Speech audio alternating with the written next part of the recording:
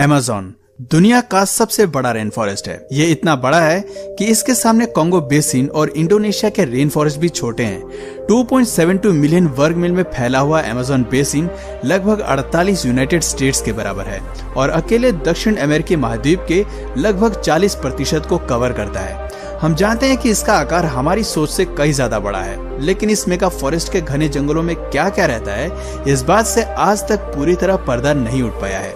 Experts मानते हैं कि अमेज़न धरती पर इकलौता ऐसा जंगल है जिसकी फ्लोरा फौना को हम चाहकर भी पूरी तरह नहीं खोज सकते। आज की वीडियो अमेज़न में मौजूद कुछ ऐसे ही अनोखे जानवरों पर आधारित है जो साइंटिस्ट को अपने अनोखे फीचर से हैरान कर देते हैं, और ये स्पीशीज खास तौर से केवल अमेज़न में ही देखने को मिलते हैं। इस लिस्ट में स्पाइडर से लेकर प्लास्टिक ईटिंग मशरूम ट्री तक शामिल है, जिसके बारे में आपने पहले कभी नहीं सुना होगा और ये आपको केवल अमेज़न में ही देखने को मिलेगा। तो चलिए वीडियो को शुरू करते हैं। The silk hang spider. सबसे पहले शुरुआत करते हैं एक ऐसे रहस्यमय मकड़ी की जो सिल्क से टावर बनाना जानती है और वैज्ञानिकों को अपनी क्रिएशन से हैरान करती आई है। अमेज़न में पाई जाने वाली सिल्क हैंग स्पाइडर ने अपनी सिल्क की बदौलत एक बार स्टोनहेंज लैंडमार्क को बनाया, जो कि यूके के सबसे फेमस लैंडमार्क में से एक है। इस फुटेज में आप खास तौर पर देख सकते हैं कि कैसे ये स्पाइडर अपने सिल्क की मदद से उस आकृति को बुन रहा है। पेरू में इस संरचना को सिल्क हैंज भी कहा जाता है। ये अमेज़न में पाए जाने वाले इस स्पाइडर का स्पेशल फीचर है। आपको जंगल के कई इलाकों में पेड़ पर बने हुए सिल्क टावर मिलेंगे जिन्हें सिल्क की दीवार से घेरा हुआ होगा। एक्सपर्ट्स का मानना है कि ये जीव स्पाइडर की एकदम अलग प्रजाति है, जिसका डीएनए किसी भी दूसरी स्पाइडर प्रजाति से नहीं मेल खाता।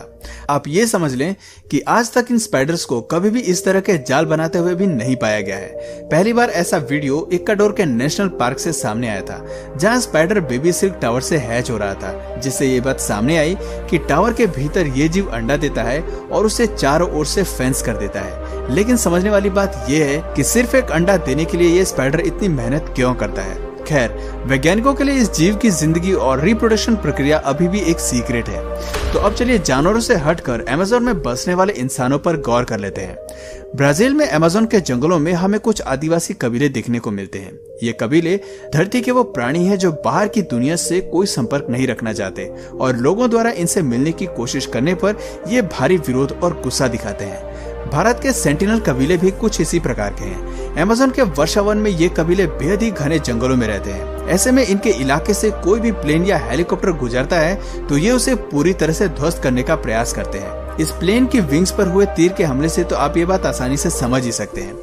एक्चुअली उन्हें हमारी दुनिया के अस्तित्व में कोई दिलचस्पी नहीं है। जरा सोचिए, उन्हें हमारी दुनिया कैसी दिखती होगी। उनका व्यवहार तो यही कहता है कि हमारी कम्युनिटी और विकास से वो बिल्कुल भी प्रभावित नहीं होना चाहते और प्रकृति के साथ ही जीना चाहते हैं। Glass frogs of Amazon.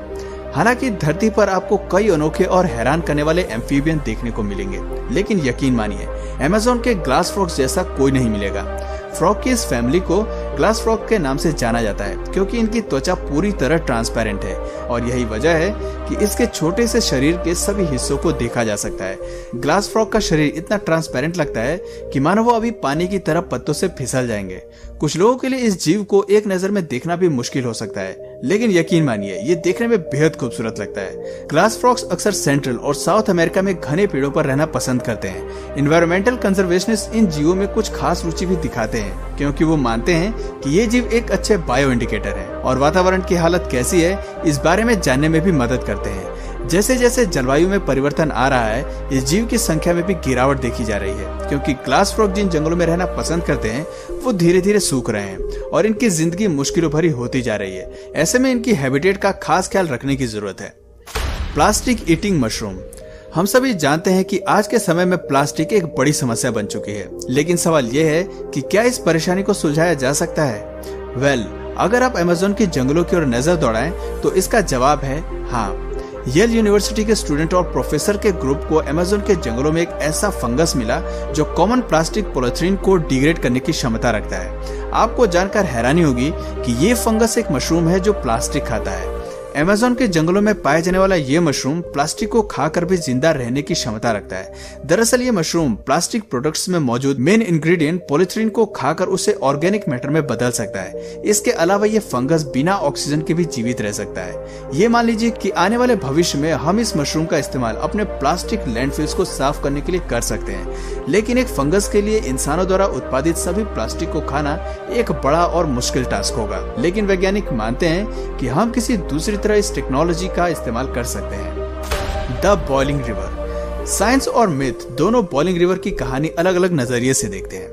Amazon के रेन फॉरेस्ट में मौजूद ये नदी कई सालों तक वैज्ञानिकों के नजर से छिपी रही। हालांकि कई कथाएं अमेज़न में एक ऐसी नदी के होने का जिक्र करती थी, लेकिन सदियों तक इसके बारे में कोई जानकारी हाथ नहीं लगी। लेकिन जब ये नदी असल में वैज्ञानिकों के सामने आई तो उन्हें एहसास हुआ कि ये दुनिया में मौजूद सबसे बड़ी थर्मल रिवर है, जिसका पानी हर समय उबलता रहता है। ये नदी सेंट्रल अमेज़न पेरू के घने जंगलों के बीच है।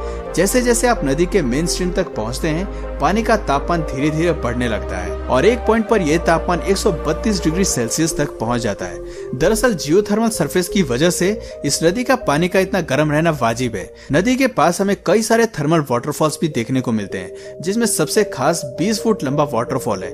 दिखने में ये नदी जितनी खूबसूरत है, समुद्री जीवों के लिए उतनी ही जानलेवा है। एक बार इसमें गिरने पर आप उसी समय बॉयल हो सकते हैं। Amazonian pink dolphins. समुद्र में मिलने वाली डॉल्फिन्स का रंग भले ही अलग हो, लेकिन अमेज़न की नदियों में गुलाबी रंग की डॉल्फिन्स पाई जाती है। कई लोगों को लगता है कि पिंक रंग के डॉल्फिन्स मिथिकल हैं और ये अस्तित्व में नहीं है, लेकिन ये जीव असली हैं और अमेज़न की नदियों में आपको कई पिंक डॉल्फिन्स देखने को मिलती हैं। अमेज़न रिवर डॉल्फिन्स केवल फ्रेश वाटर में रहना पसंद करती हैं और इनका रंग गुलाबी होता है। इसे लेकर वैज्ञानिकों के मन में कई सवाल हैं, जिनके जवाब आज तक नहीं खोजे गए हैं। पिंक डॉल्फिन्स की स्पीशीज में सबसे मशहूर है द बोट्टो, जिसका रंग गहरा पिंक होता है। अमेज़न में इसकी संख्या 10,000 तक हो सकती है। हालांकि इसकी 40% प्रजाति साउथ अमेरिकी कॉन्टिनेंट में मौजूद है। हाल ही के सालों में कई डैम और हाइड्रो इलेक्ट्रिक प्रोजेक्ट के चलते इसकी संख्या में भारी गिरावट देखी गई है और बोट्टो डॉल्फिन्स इससे सबसे ज्यादा प्रभावित हुई हैं। इसके अलावा इंसानों द्वारा नदी का पानी गंदा करने की वजह से भी इसकी तादाद कम होती जा रही है। The bizarre Poto. अमेज़न में पाए जाने वाले जरा इस जीव की आंखों को देखिए। ऐसा लगता है मानो किसी ने पेंटिंग के जरिए इन आंखों को बनाया होगा और एक आउल के शरीर पर चिपका दिया होगा। खैर, ये जीव कितना ही नकली क्यों न लगे, लेकिन ये प्रजाति असल में मौजूद है। पोटो आउल के नाम से मशहूर इस जीव को कभी कभी पोर्मी वंश कहकर भी बुलाया जाता है। इसकी आंखें जहां हमें कुछ कार्टून्स की याद दिलाती हैं, वहीं इसका चेहरा बेहद ही प्यारा है। पोटो आउल बेहद ही वोकल जीव है, जिनका शोर पूरे जंगल में सुनाई पड़ता है। शोर इसलिए क्योंकि इनकी आवाज में चहचहाहट कम और शोरगुल ज्यादा होता है।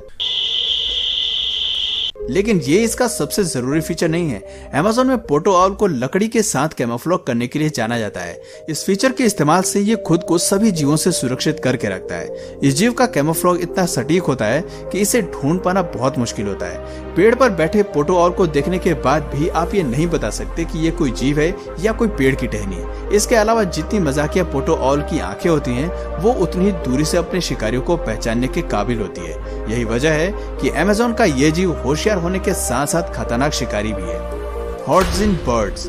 ये सच है कि स्क्रीन पर दिखने वाली ये चिड़िया बेहद ही बदबूदार है। हॉर्टजिन बर्ड्स अमेज़न में पाए जाने वाली सबसे अलग और अनोखी चिड़िया है, जो शारीरिक और व्यवहारिक दोनों रूप से अजीब है। असल में ये पक्षी एक लीफ ईटर है और आकार में बड़ा होने के कारण भारी मात्रा में पत्तों का सेवन करती है। ऐसे में इसका डाइजेस्टिव सिस्टम गाय की तरह खाने को फर्मेट करता है और छोड़े गए मल पदार्थ से इसके शरीर में बदबू पैदा करता है। ये बदबू बेहद ही असहनीय होती है। जाहिर सी बात है, शरीर में ज्यादा एनर्जी के लिए भारी मात्रा में भोजन को प्रोसेस करना होता है। इस पूरी प्रक्रिया को होने में 45 घंटे का समय लगता है। इस दौरान ये पक्षी जंगल में काफी एक्टिव दिखाई पड़ती है, लेकिन इसके शरीर की बदबू के चलते कोई इसका शिकार करने में रुचि नहीं दिखाता। यहाँ तक कि इंसान भी इस चिड़िया से दूर ही रहते हैं। तो दोस्तों, ये थी अमेज़न के जंगल में पाए जाने वाली कुछ जानवरों की ऐसी अनोखी प्रजातियां जो हमें केवल अमेज़न में ही देखने को मिलती हैं। इनमें से कुछ के बारे में अभी भी पूरी जानकारी इकट्ठा नहीं की गई है। तो दोस्तों, आपको इनमें से सबसे अनोखा कौन सा लगा, कमेंट करके जरूर बताइए।